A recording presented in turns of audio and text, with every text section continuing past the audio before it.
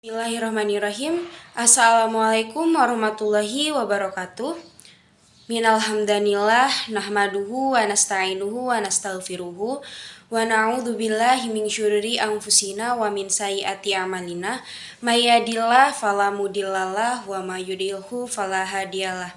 Asyhadu alla ilaha illallah wa asyhadu anna Muhammadan abduhu wa rasuluhu la nabiyya ba'da.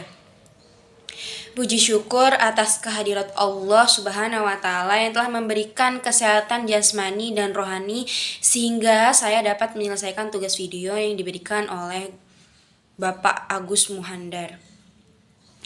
Serta sholawat serta salam tak lupa kita sanjungkan kepada Nabi Muhammad SAW yang tak lupa kita nantikan syafaatnya di yaumil qiyamah nanti. Amin amin ya rabbal alamin. Memperkenalkan diri, perkenalkan saya Patmarati Cahairani dengan NIM 2203008 dari Prodi S1 Administrasi Rumah Sakit. Baiklah, saya akan bercerita mengenai tempat tinggal setan yang diambil dari cerita Rasulullah SAW. Diceritakan bahwa ketika setan diusir dari surga, setan mengajukan 3 pertanyaan kepada Allah. Ya Allah, di manakah tempat aku tinggal, di manakah aku akan makan, dan di manakah aku akan tidur? Allah kemudian berkata kepadanya, kamu akan tinggal dengan orang yang tidak pernah membaca Bismillahirrahmanirrahim, kamu akan makan bersama orang yang tidak membaca Bismillahirrahmanirrahim, dan kamu akan tidur dengan orang yang tidak membaca Bismillahirrahmanirrahim.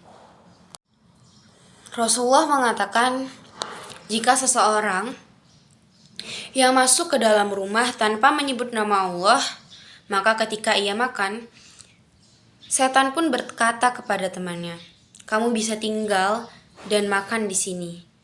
Sebaliknya, jika seseorang masuk ke dalam rumah dengan menyebut nama Allah, dan ketika ia makan, setan pun berkata kepada temannya, kamu tidak bisa tinggal di sini dan tidur di sini. Berdasarkan keterangan tersebut, ada cerita tentang percakapan setan gemuk dan setan kurus.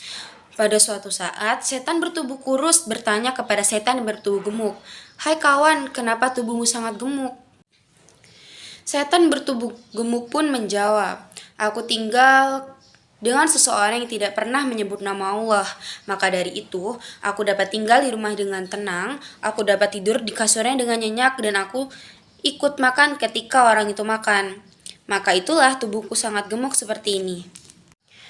Kalau kamu, mengapa tubuhmu sangat kurus seperti itu?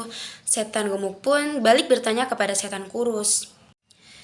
Setan bertubuh kurus pun menjawab, itulah nasibku.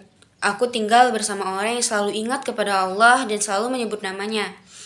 Bagaimana aku bisa tinggal di rumahnya sedangkan ia selalu membaca basmalah? Apalagi ketika tidur di kasurnya, dia selalu ingat dengan membaca basmalah. Apalagi bisa ikut makan. Ya, memang sekali-kali aku bisa ikut makan bersamanya. Tapi aku lagi asik-asiknya makan, dia ingat kepada Allah dan membaca basmalah. Maka aku memuntahkan makanan itu karena makanan itu berubah menjadi bara api di mulutku. Itulah yang menyebabkan tubuhku sekurus ini.